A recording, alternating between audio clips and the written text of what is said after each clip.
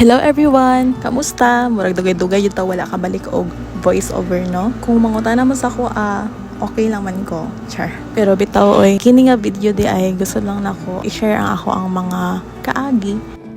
And at the same time, gusto ko mag-thank you sa tanan nga nagsuporta sa ako through ups and downs. Okay, sa tinuod lang, dili jud dalim ang mag-freelance. Labaw na kung nag-start ka as unplanned or from scratch jud.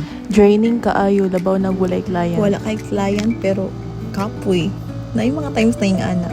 Naay adlaw nga puno ka og doubts. Ug naay times nga marag mag-overthink ka tungod sa imong mga finances ug sa future pod.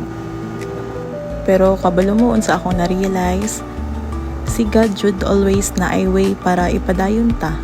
Usahay pinaagi sa mga unexpected blessings or unexpected na mga tao. Usahay pinaagi sa mga opportunities na wala na mga na-expect. Ug usahay pinaagi pod sa atong mga clients nga gikan sa una pa jud naga-support na jud sa tuwa. Bisan sa simpleng like, comment and share ninyo, mga recommendations and bookings, mga friendly comments ninyo nga nagpamatuod nga nalipay gyud mo sa atong trabaho. Blessing nang gid kay na para sa amoa.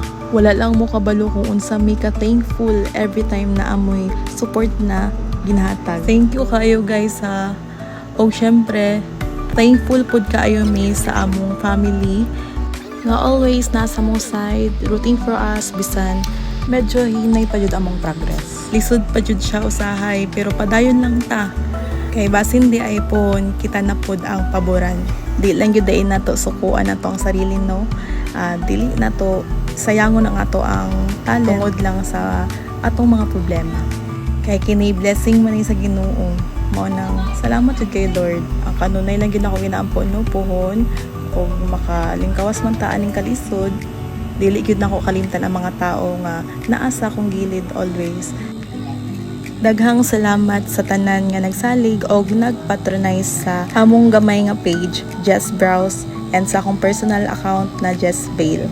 Daghan kayong salamat mga ma'am, sir, madam. Thank you jud kaayo. Kamo jud ang usa sa rason nga nung inspired gihapon ko mo padayon kada adlaw. Hinay-hinay pero laban lang jud padulong ta sa better days po.